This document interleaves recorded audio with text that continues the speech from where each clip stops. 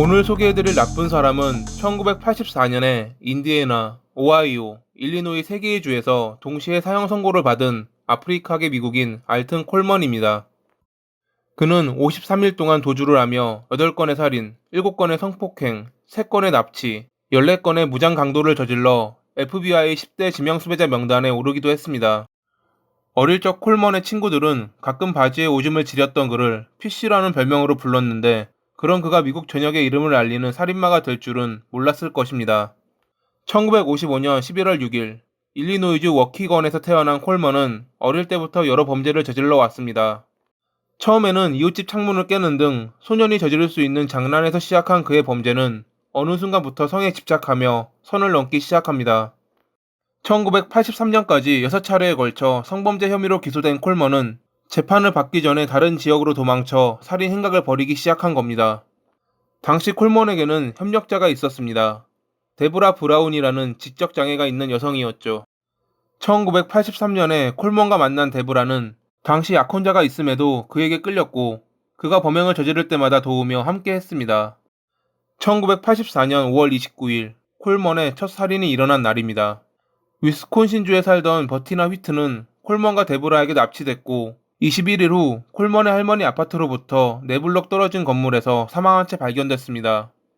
당시 부패가 심했던 버티나의 시신을 부검한 검시관은 그녀가 성폭행을 당한 후 교살당했다 결론 내렸습니다. 그녀의 몸과 유품에서 콜먼의 지문이 나오자 경찰은 그를 수배했지만 이미 그는 다른 지역으로 도망을 간 상태였습니다. 6월 18일 인디애나주 사탕 가게에서 집으로 돌아가던 애니 힐리어드와 타미카 턱스는 자신들에게 다가오는 콜먼과 데브라를 보았습니다. 애니와 타미카는 별 생각 없이 사탕을 먹으며 가던 길을 재촉했지만 콜먼이 인근 숲에 좋은 것이 있다며 꼬시자 그녀들은 그를 따라 사라졌습니다. 그녀들의 실종에 인근을 수색하던 경찰과 주민들은 저녁 9시가 되어서야 인근 숲에서 쓰러져 있는 애니를 발견했습니다. 구타와 성폭행을 당해 정신을 잃고 쓰러져 있는 애니는 급히 병원으로 이송돼 생명을 부지할 수 있었습니다. 하지만 타미카는 그렇지 못했습니다. 다음 날인 6월 19일 애니가 발견된 숲 인근에서 그녀는 사망한 채로 발견된 겁니다. 타미카의 시신이 발견된 날 콜먼은 또 다른 범죄를 저지르고 있었습니다. 인근 지역에 사는 도나 윌리엄스를 납치한 콜먼. 그는 도나가 타고 있던 차량까지 함께 훔쳐 디트로이트로 이동했습니다. 도나가 사라지고 일주일 후 아무도 없는 그녀의 차량만이 디트로이트에서 발견됩니다.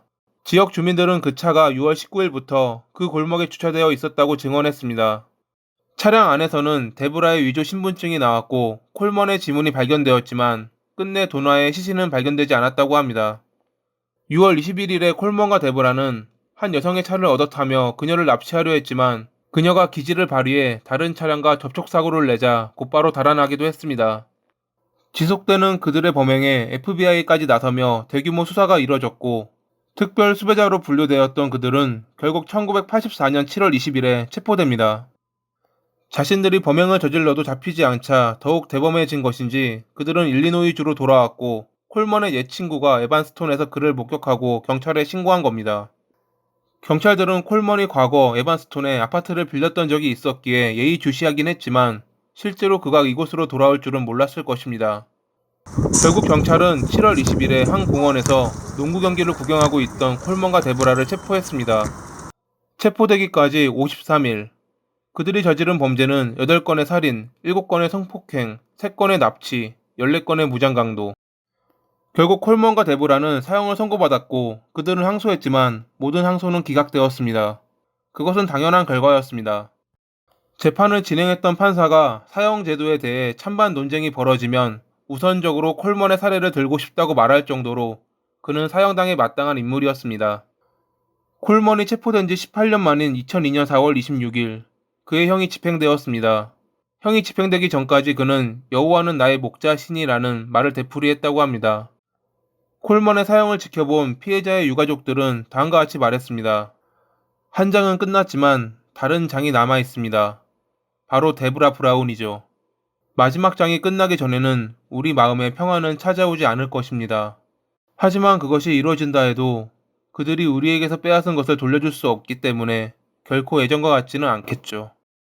한편 데브라의 경우 지적 장애가 있었기에 콜먼에게 이용당했다는 것이 받아들여지며 1991년에 종신형으로 감형되었습니다.